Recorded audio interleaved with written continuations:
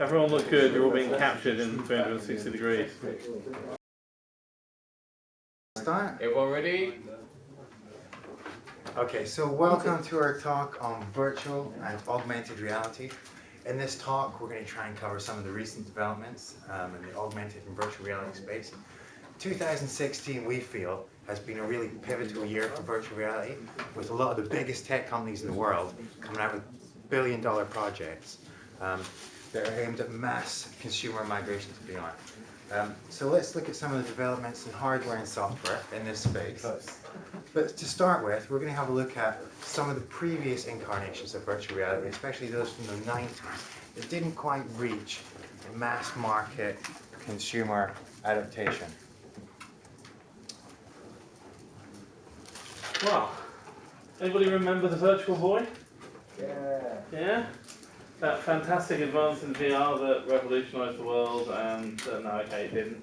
Yeah, Nintendo didn't exactly come themselves with glory in this one. They spent an awful lot of money on virtual reality tech, and this was the result, and wasn't very popular, didn't really sell. I don't think many people would claim to have had one. Sega, I think, were doing something similar, but that was kind of how it was in the 90s, and we may also, if you're old enough, remember this. Virtuality arcade games. Anybody want to confess having gone on one of those? Because I certainly did. Yep. One of my local Quasar Centre had those in, and you had the sit-down one where you could play a pilot flying a biplane in glorious, must have been something like 240p or something like that. The resolution was fantastic. And there was this TV program presented by Craig Charles. Yes, true. Awooga. There was this very, very chipper bloke sitting behind you in the plane that you could turn around and look at who was offering you advice. He also stole that phrase.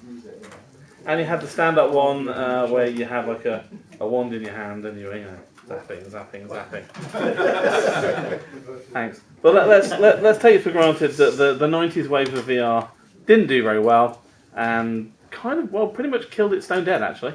And so a lot of people were surprised when Oculus came out of the woodwork just a few years later on. Andrew? So in 2016, these sort of virtual dreams are becoming reality. We've got the biggest tech companies in the world. We've got Google, Microsoft, Apple, HTC. So let's have a look at some of these headsets here. Going from the left to the right, we've got the HTC Vive. We've got the Oculus Rift. Now these two headsets are powerful PC-based headsets, and they require a large PC system with significant graphics capabilities to make them work. In the middle here, we have the PlayStation VR, which is a console-powered VR system that's coming out this year from Sony. So we've got their Sony PlayStation. Next, we have the next two headsets are Samsung VR Gear and Google Cardboard, which are actually based on the same system of powering a smartphone to use your VR. And today's smartphones, obviously, they have high-resolution screens, etc.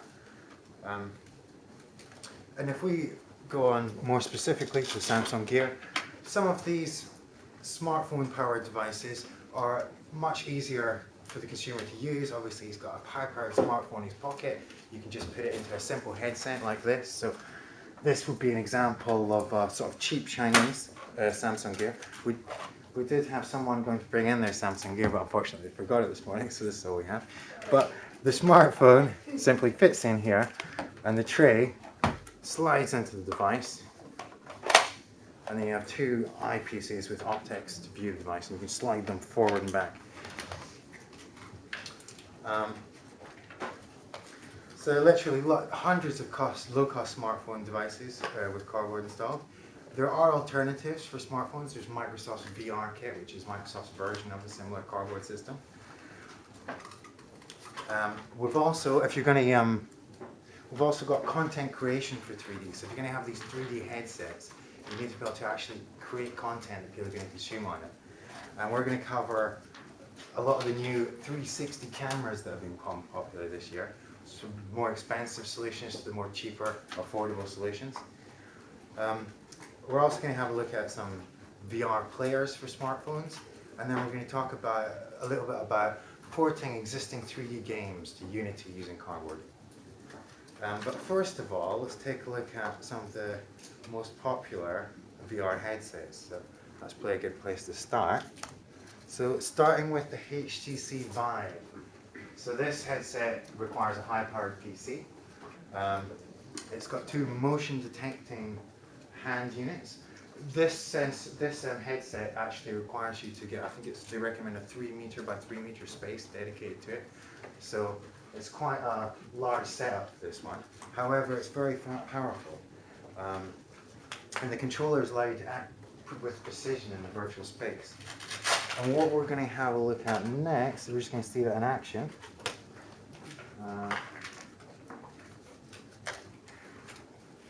Let's just load this. This is then opening up the HTC Vive. What sounds the sound?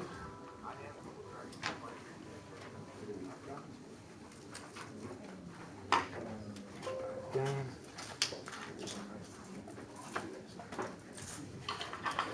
Let's fix that again.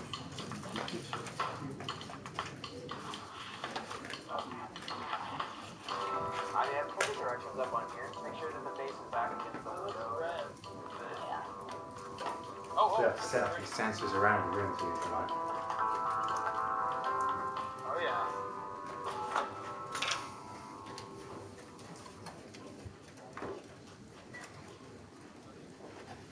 Oh, wow. That's very green. Come on in. So we're gonna show you some virtual reality today. You know, it's really hard to show people what it's like to be in virtual reality without having to try it for themselves. So in this video, they're actually going to show us what it looks like then appearing in the VR space. So they've overlaid the VR image on the user so you can see a little bit about what they see when they're using the headset.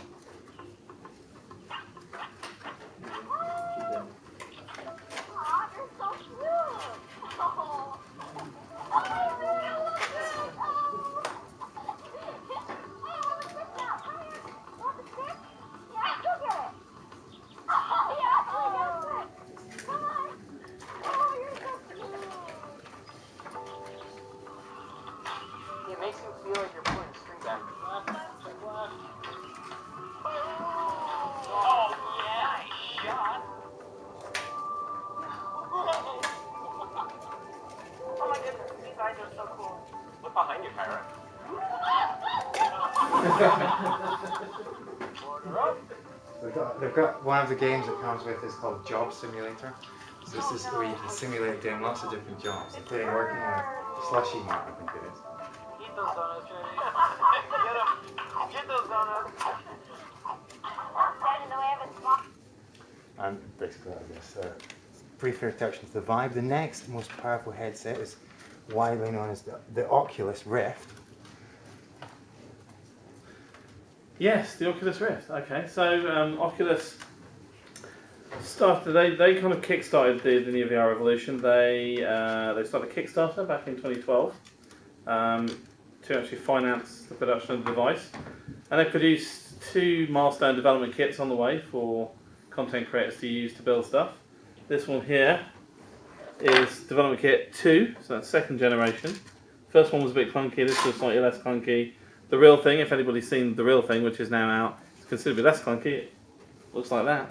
And it's more like putting on a baseball cap. This is more like strapping yourself into a jetpack. But it's still pretty good. And this one has a single display. It's actually a smartphone display. So it's a Samsung Galaxy S5 screen in there.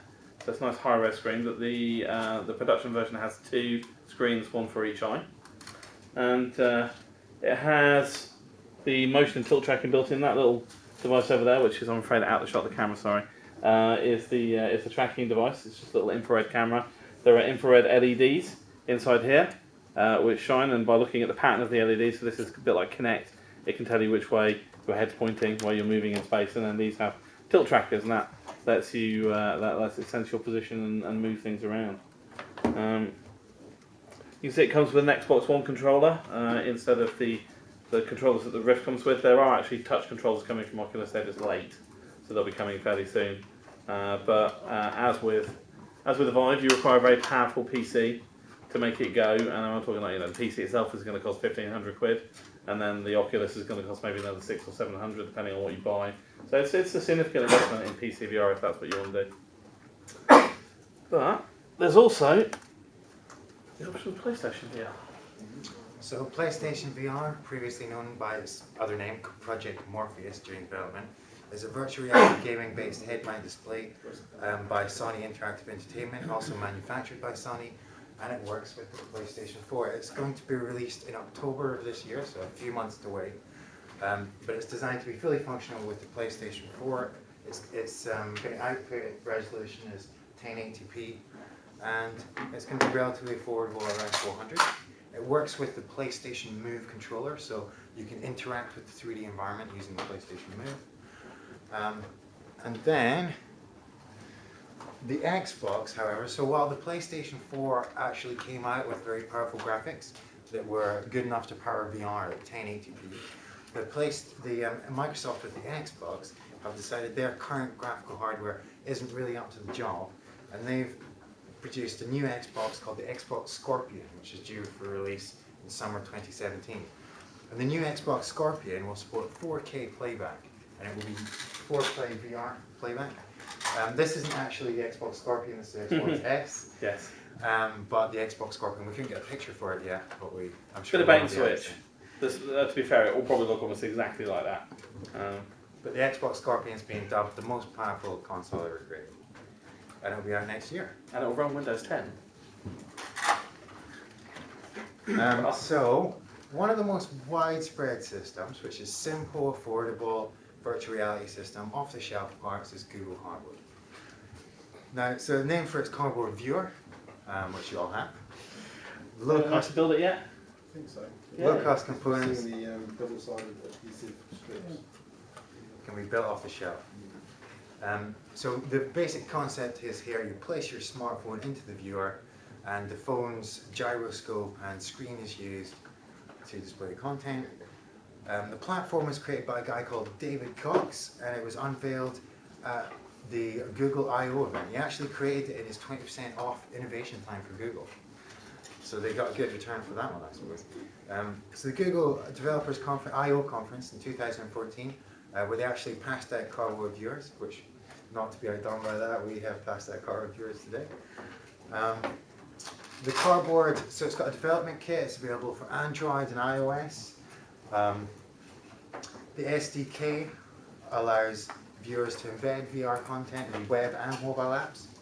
There's a package, so if anyone likes to do cross-platform Xamarin development, there's a package specifically to add cardboard to Xamarin. It's also works well with Unity, so if you have any existing Unity 3D games and you want to port that to cardboard, it's an easy library to do that. So let's take a look at Google Cardboard. So on my phone, let's have a look. Bring the camera down. So the first thing I'm probably going to show you guys is just a simple picture. So we're going to load one that we took outside the office earlier. Now obviously this is me and Sachi outside Euromoney, and you can see on the cardboard. Actually, to view this with cardboard, you want the eyepieces. So to do that, I'm going to have to use a thing called VAR's VR Player. So if any of you guys need a VR player, I'd recommend this one. It's great for photos and videos. So some of these players are a little bit cheap right now. We're in the infancy of VR software, so it can be a little bit rough and ready. Yeah, not the most pleasant experience. All the viewer does is unwarp the picture and then present it according to where it senses your view is going.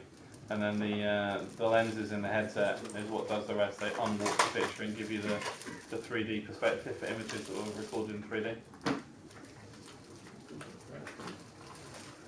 So we can see it's separated into two eyepieces with a slight angle in between.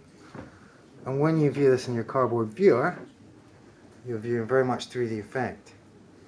So the basic thing obviously is photos. Let's have a look at some videos. So I mean, YouTube has recently started supporting 3D spherical videos.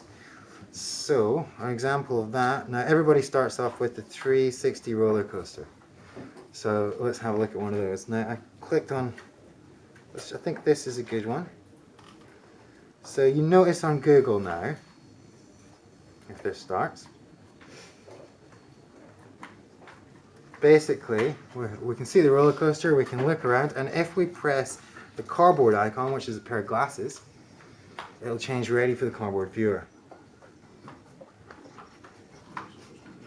And we can, if we point the exactly at the MIDI on the screen, you can see there's a slight angle difference if you're looking at the track.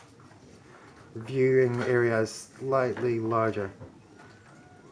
They don't quite meet in the middle, or there's some overlap as well. Okay, so that is a 360 video. Next, let's have a little look at one of the games. So for example, I don't know if any of you guys play the 2D version of Crossy Road. This is a game called Crossy Road, and basically you're a small chicken. I think you have to cross the road. This is the 3D version of Crossy Road. It's Frogger with chickens, right? It's a bit like Frogger, yeah. So if we press, we can jump. Getting across the road here. Let's look left, let's look right. Oh. I'm quite good at this game, so this might last a while, unfortunately. Oh, and I've been hit. Smash. Dead. You guys on that side of the room will just have to imagine all this, but it's really good. Okay, so one final example of cardboard, which you guys might find interesting, is a thing called Battle 360. This is one of the best rated cardboard games. And it's made in Unity, which is really easy. Just make a 3D game and port it to cardboard.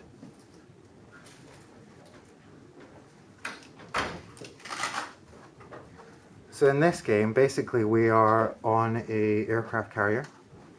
I don't know why it's quite flickering so much. Sorry, it's gone this way up. So if we click OK,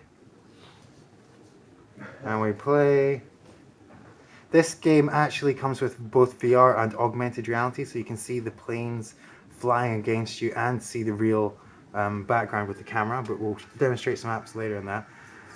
And we're just shooting the incoming planes as they come in.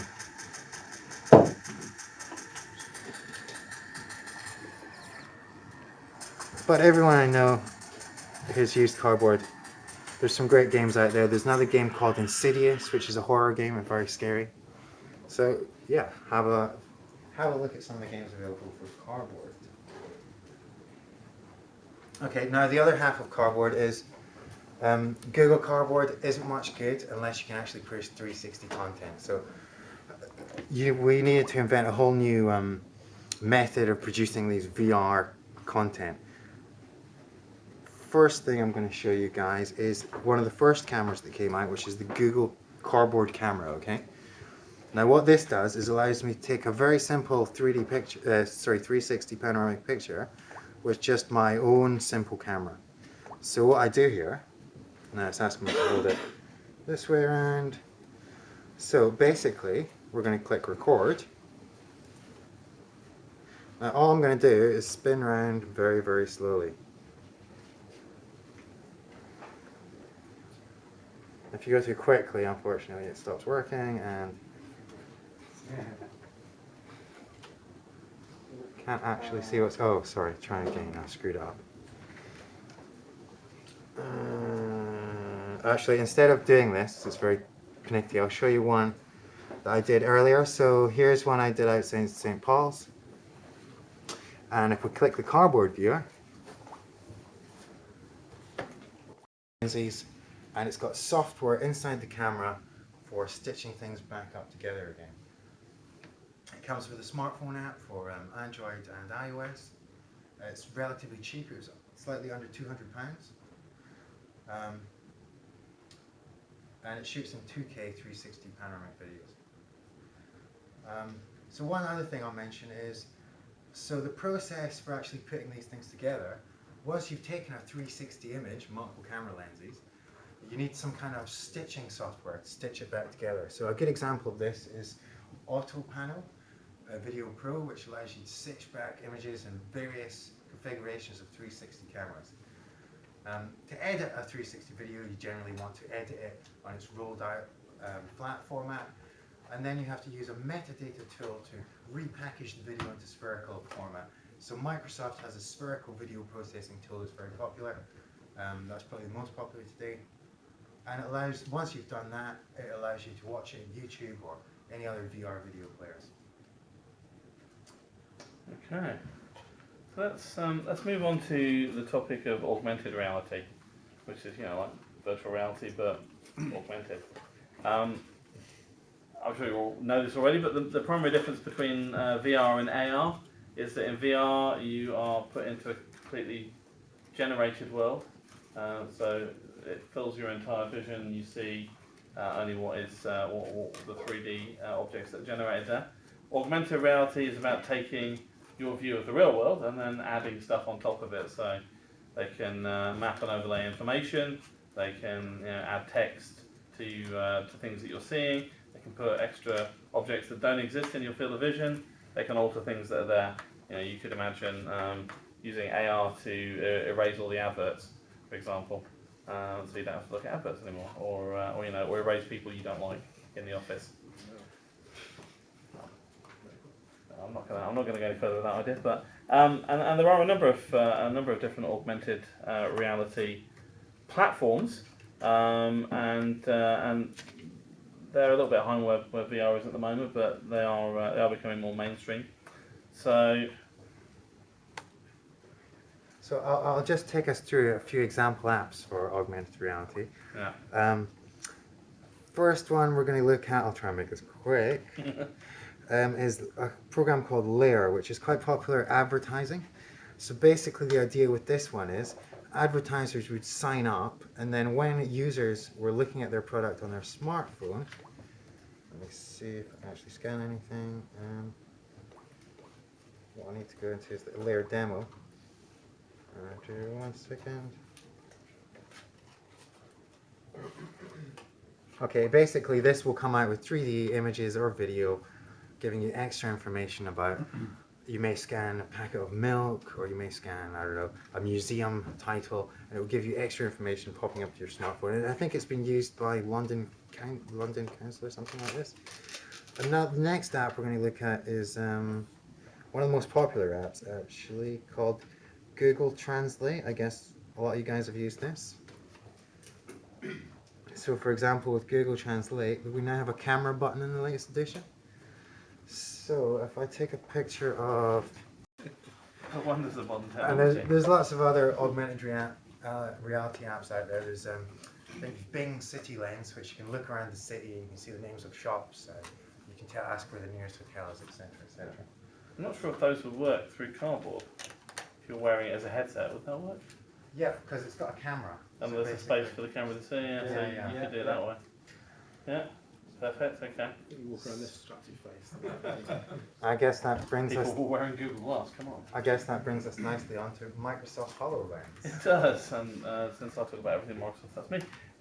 So you've probably all heard of HoloLens. If you haven't, you've been living in a cave. But HoloLens is an augmented reality system from Microsoft. They were working on it in actually pretty secret, because I'd never even heard rumours of it for maybe about 5-6 years. Ironically, in a laboratory which they built underneath the main Microsoft press office on the campus in Redmond, just to really taunt the journalists. But HoloLens is a self-contained system, so unlike say the DK2 here, you don't have to plug it into a PC. It's not wired to anything. All of the computer components, there's a full high-powered, high-spec PC in that headset, and you know it's sort of crown size, so it's not small, but it's not teeny tiny either. Actually, that makes no sense, but it's not small, but it's not huge. They've also got a GPU in there, and I think they're calling it a holographic processing unit, which does some kind of calculations that are really important for generating holograms.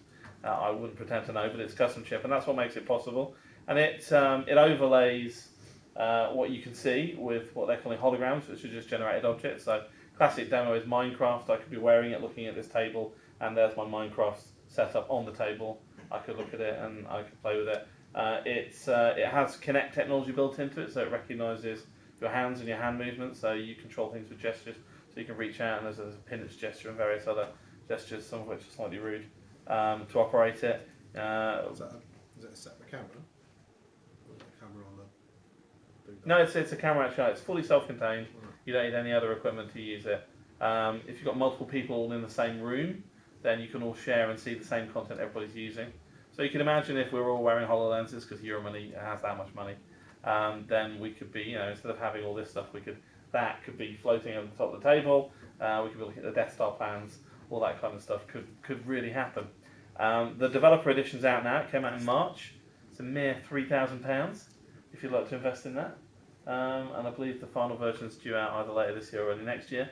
Frankly, probably at the same kind of price because this is definitely an enterprise device. It's not aimed at consumers, not yet. But there are other AR devices that are, and I suspect Microsoft will have an entertainment solution fairly soon. We've got a picture here of Canadian Prime Minister Justin Trudeau, who was introduced to HoloLens last week in a spectacularly demoed event, which I've not seen. Did you see it?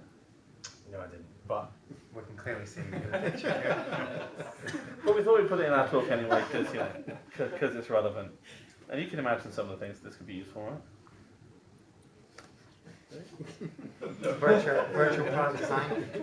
Yeah. So obviously people design products, you can prototype it, you can change colors, you can make changes without having to re-engineer a whole prototype. So some of the other business applications include a holographic workstation for city traders where they can visualize the market data. Volvo cars have partnered with Microsoft and HoloLens. And let's actually take a quick look at their video. Volvo is really a human-centric company.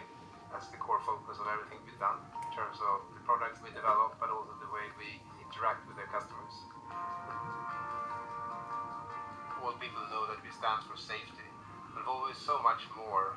HoloLens helps us to push the envelope on innovation for our customers. The HoloLens is a device that you put on your head, and it doesn't intrude in any of the things you do, but it also extends the realities around you. You can do something you could never do before. You can see the soul of the car. You can strip the body out and stay with the skeleton. And you can play around with it. The HoloLens can allow our customers to see features, colors, options. So rather than working on the computer, seeing things, you can be part of the experience.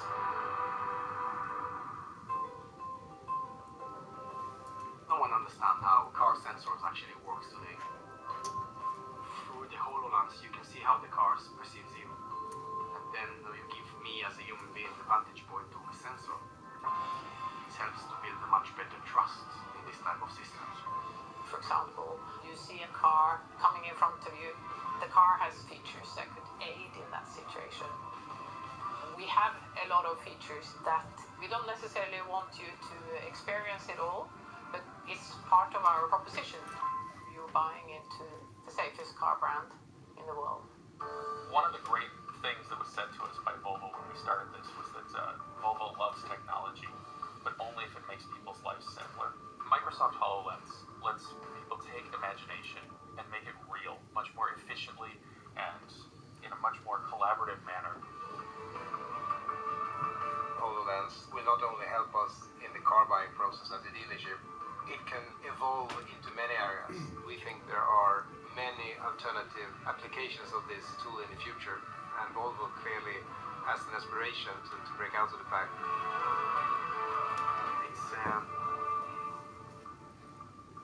It's cool. It's way cool.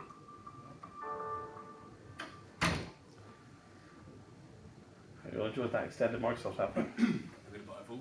So there's lots of other applications, including surgeons remotely performing surgery or training surgery. There's a first-person shooter called Project X-Ray. There's a version of Microsoft's video game Minecraft, which you can play on the table, basically and create your own worlds and castles and things like that. So to summarise, the future's going to be very cool. Yeah? Flying cars and everything. Or virtual flying cars. So a lot of the current and previous technology required a lot of money, upfront investment, wasn't very consumer friendly.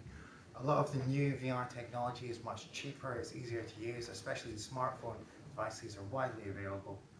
And we feel that going forward in the next few years, Obviously, revolutions take 5 or 10 years to happen, and we're just at the start.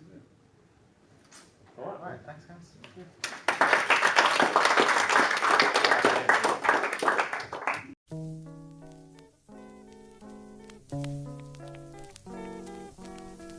you.